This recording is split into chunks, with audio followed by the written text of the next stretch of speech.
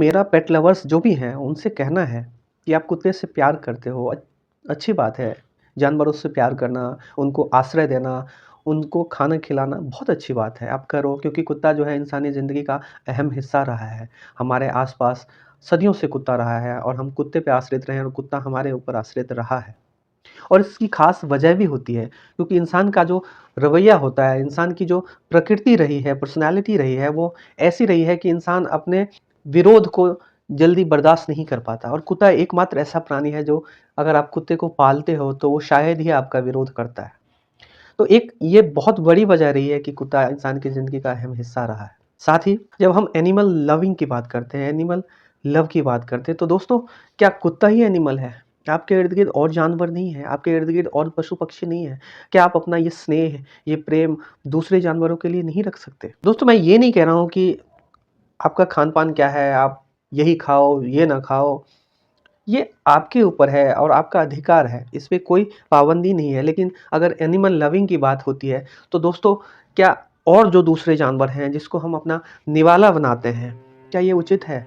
अगर आप एक जानवर को इतना प्रेम करते हो कि जिसके लिए मरने-मारने पे तैयार रहते हो, जिसके लिए कई जगह देखा गया है कि खून-खराबा भी हुआ है, लोग अपने साथ रखते हैं, जहाँ जाते हैं उसको ले जाते हैं, कुत्तों को, बिल्लियों को।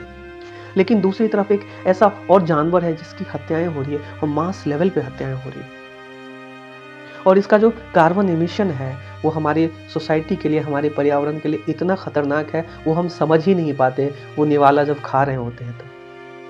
इतने चाव से हम खाते चले जाते हैं कि हम भूल जाते हैं कि एक तरफ तो हम किसी की हत्या करके खा रहे हैं और दूसरी तरफ ये जो हमारे पर्यावरण को भी इतना नुकसान पहुँचाया जा रहा है। दोस्तों, आप जिस जानवर को खाते हो, वो भी किसी का बच्चा ही होता है।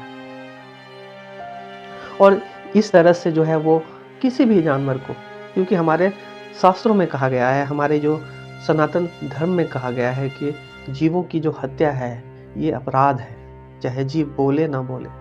लेकिन हम इंसान अपने स्वार्थ में इतने लीन होते चले जा रहे हैं, इतने लीन होते चले जा रहे हैं कि हम न सिर्फ केवल अनाज, हम सारी सृष्टि को, पूरी प्रकृति को खाने पे तुले हुए हैं। जंगल हो, पेड़ पौधे, जानवर तक को नहीं छोड़ रहे। दोस्तों, आप अपने आप से एक सवाल ज़रूर करना कि अगर आपके आसपास कुत्ता है, आप उस कुत्ते को इतने शिद्दत से प्यार करते हो, सिर्फ इस बात को लेकर के कि वो आपको रिएक्ट नहीं करता है। आप उसे बोलते हो बैठो तो बैठ जाता है, आप उसे बोलते हो खड़े रहो तो खड़ा होता है, आपको एंटरटेन करता है। लेकिन एक तरफ आप जिस जानवर को खाते हो, वो आपको क्या नुकसान पहुँचाता है? इसके पीछे कई लोग तर्क देते हैं, क्योंकि इनका जो जन्म ही होता है खाने के लिए, ये एक बहुत ही हास्यास्पद तर्क होता है।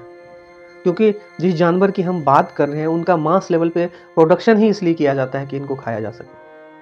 और इस प्रोडक्शन के चक्कर में कार्बन एमिशन कितना होता है, कितना खतरनाक है हमारे पर्यावरण के लिए, हमारे एनवायरनमेंट के लिए, ये हम सोच ही नहीं पाते।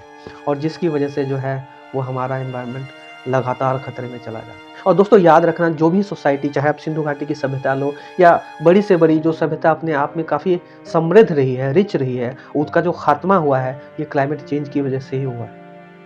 और जिस तरह से हम इंसान पूरी प्रकृति को खाने पे लगे हुए हैं, तो ये दिन दूर नहीं कि हो सकता है हमारी जो समाप्ति है, हमारा जो खात्मा है, वो उसी तरह से होगा जिस तरह से पिछली सभ्यताओं का हुआ है, चाहे सिंधु घाटी की सभ्यता हो, मिस्र की सभ्यता हो और अनेक सभ्यताएँ जो काफ़ी रिच रही थी। तो मेरा कहना है कि अगर आप जानवरों से प्रेम दर्शाते हो, जानवरों से प्रेम करते हो, तो और भी जानवर हैं जिससे प्रेम किया जा सकता है। लेकिन फिर भी ये आपकी कॉल है, ये आपके ऊपर है, आपका क्या खान-पान है, नहीं है, ये आपके ऊपर है, इस पे कोई पाबंदी नहीं है, आप अपने हिसाब से अपनी ज़िंदगी जियो। लेकिन अगर आप कलेक्टिव सोचते हो, तो बहुत कुछ ऐसी चीज़ें हैं, जो सोचने वाली बात है और जिस पे सोचा जा सकता है। तो इस बारे में आपकी जो भी राय है, प्लीज़ कमेंट करके ज़रूर बताना। बहुत-बहुत धन्यवाद।